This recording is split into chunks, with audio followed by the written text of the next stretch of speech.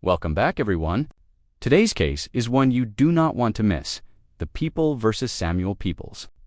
Sounds almost poetic, right? But the reality is far from poetry.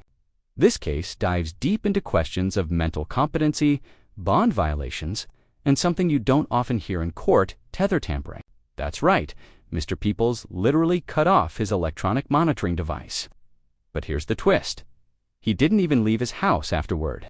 Was it a crime, a cry for help, or simply a moment of panic? Over the next few minutes, you'll see the judge walk a fine line between enforcing the law and showing surprising empathy. We'll break down exactly what these rulings mean, why the competency hearing is so important, and whether Samuel deserves another shot at home confinement. Stick with me, because this case has drama, legal complexity, and even a family plea for medical flexibility. Let's get into it. Mr. Peoples. State your name, Sam. Samuel Peoples. Your Honor, in file 1326, Mr. Peoples has not yet been referred to the forensic center. I've prepared an order, and we are asking the court to order a forensic examination. In that case, All right. I will order a forensic examination without objection. On that case, what is my next date?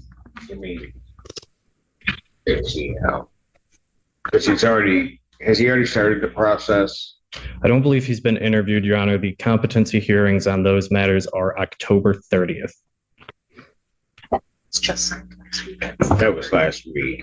All right. So set a competency here, October 2025, 9 a.m. All right. What are we doing on the other case? Your Honor, in the bond violation matter, we'd ask to continue our plea of mute at this time. That bond violation arose from the charges he is now facing in the felony case 1326.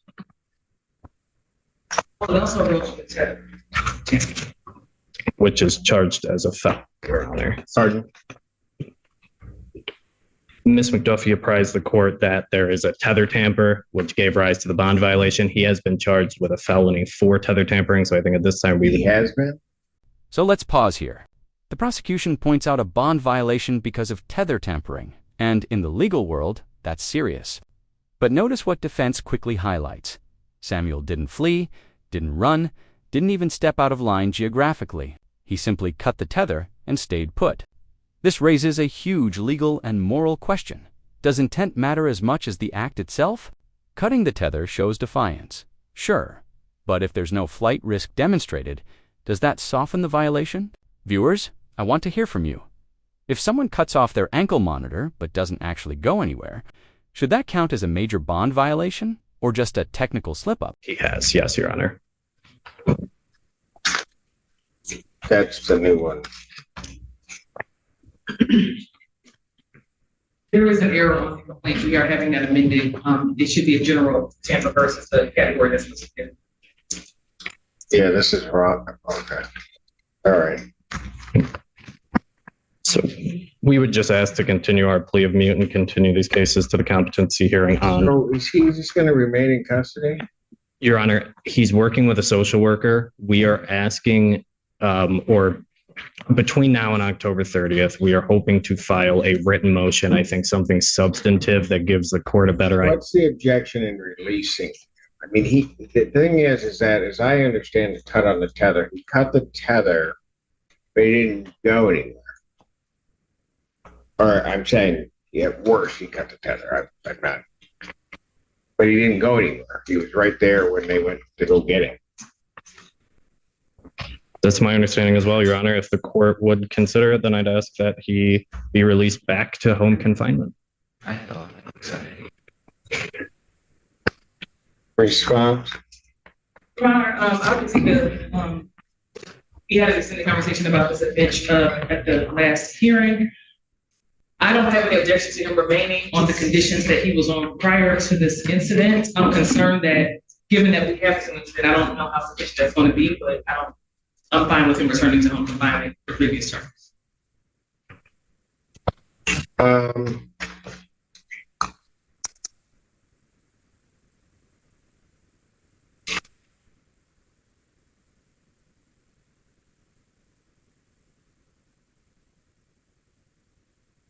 Mr. Peoples, if I let you go back home, you're gonna cooperate and do the right thing? Yes, Your Honor.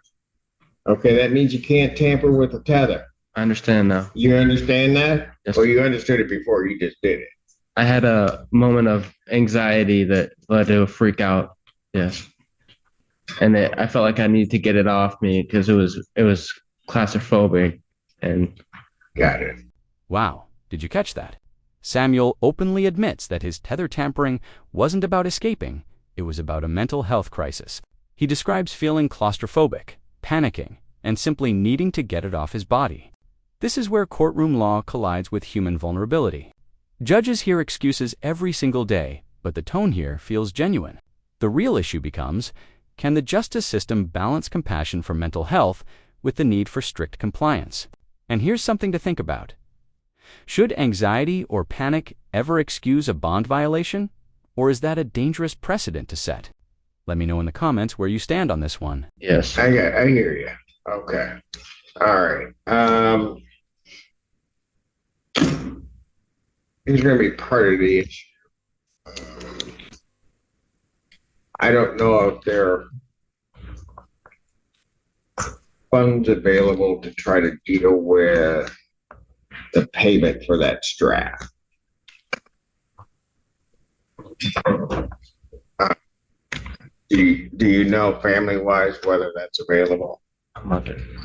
Your Honor, we have been in contact with his family. It's certainly something I can ask them.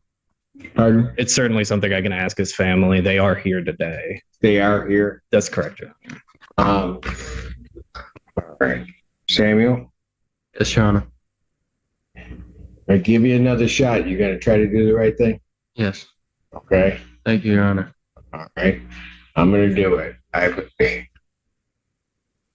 think you can do it. Me too. Okay. All right. Got it? Thank you. So what's gonna have to happen is somebody's got to pay money for the strap that got damaged on your tether. Understand. I'm gonna reinstate your previous bond where you were previously at home, right? Mm-hmm. And then they'll have to do that because you don't have a tether on now, right? That's correct. Okay, so they'll have to fit you with a new one prior to your release. All right. Thank you, Your Honor. Okay. Don't let me down. You hear me? Yes. Yes, sir. Your Honor, may I add one thing? After Sure. consulting with Mr. Peoples' family, they are asking the court if Mr. Peoples has any kind of crisis or something like that, if he can be transported to Trinity, Ann Arbor, without necessarily violating a confinement order. I know it's tricky to do, but they can alternatively contact me and I can talk to the tether agent if that arises. Response. We addressed this, I think, at the last hearing. If Mr. Peoples needed to get seek help at the hospital, that wasn't going to be an issue regardless. He would just they would simply need to notify community corrections of what happened and where they are, and if there were any sorts of deviances from the home confinement. This part is fascinating. Samuel's family steps in, requesting special permission for flexibility during potential mental health crises. Imagine that. Being allowed to temporarily step outside of confinement rules if anxiety spikes or medical intervention is needed. The court wrestles with this request, and the prosecution pushes back, worried about blurred boundaries. And here's the bigger question.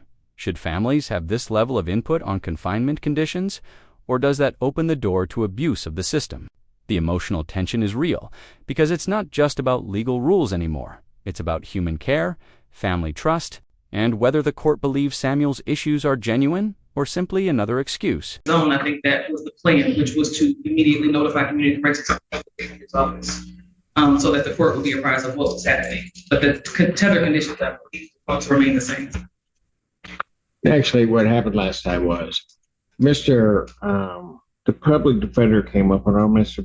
Peoples' behalf with a communication from CMH and a request, I believe, from his family that they're aware of certain triggering events for Mr. Peoples. That on those triggering events arising, what they were looking for was some leeway from the court to allow them to take what action, not necessarily, I mean, if they had to go to Trinity, that's fine. That's a medical thing at that point. But from what I understood and what was explained to the court, sometimes it may just be a walk just to kind of bring him back and to do whatever. I mean, I'm not using medical terms, but yeah, I think you get what I meant. My understanding is, as we were looking at that, is the people were absolutely not in agreement with that. That's not correct, Your Honor. The request. Well, that's what you said. The request for. That's what you said at the bench. If you're telling me I'm wrong, then you better be clear, Jade, right now. I will be clear right now, Your Honor. What I said was no to the request for a tracking tether, not for home confinement. That's what I disagreed with. When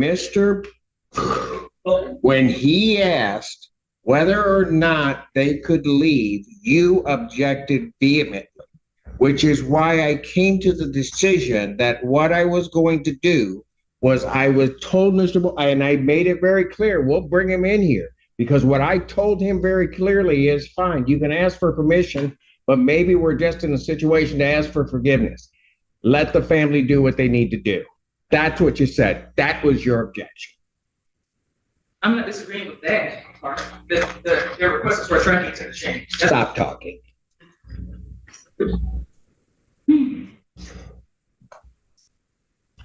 You huff one more time and we're going to have a problem. Childers, McDuffie, Mr. Brown, Miss Yagi, my chamber. I'm grabbing Mr. Wondering right now. Your part. Your Honor, I'm very familiar with Mr. Peoples' case if the court wants to proceed. All right. Ms. Douglas is now here on behalf of the people on this one. So I think we can finish this up.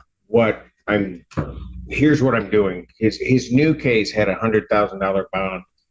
I'm going to make his bond in his new case match the bond with the conditions in his other case, so that he can be released, because otherwise he would be held on that.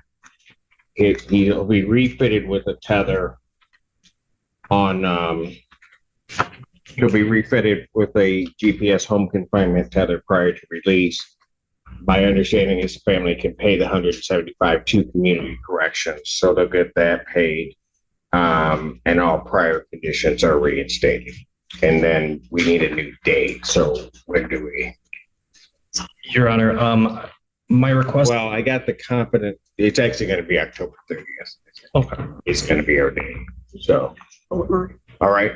Thank you, Your Honor. May I provide the court with the order to undergo forensic? There hasn't been enough on this case yet, Mr. I'm not. Oh, go ahead. May I approach? Yes. Thank you. What is this? No, that's the order on the other case. I'm sorry. Might be tomorrow, but as soon as they put the tether on you. Okay. Sounds good. Okay. Anything else on this matter? Nothing from the defense, Your Honor. All right. And Samuel, you told me you're going to do it, right? Yes, Your Honor. All right. Okay. Thank you. So let's break this down. Samuel Peoples faces serious felony charges, bond violations, and questions about his mental competency. Yet, despite tether tampering and prior concerns, the court ultimately reinstates his home confinement with a GPS tether, a major sign of judicial leniency, likely influenced by his family's involvement and his honest explanation of anxiety. But make no mistake, the stakes remain high. Any further violation, and this leniency could vanish in an instant. This case highlights the ongoing tug-of-war between justice, accountability, and compassion within the legal system. What do you think? Did the judge make the right call? Or was Samuel given too much leeway? Drop your thoughts in the comments below. And if you found this breakdown as shocking and insightful as we did, don't forget to hit that like button, share this video with your friends, and subscribe for more jaw-dropping courtroom commentary. Trust me, the next case is even crazier. You won't want to miss it.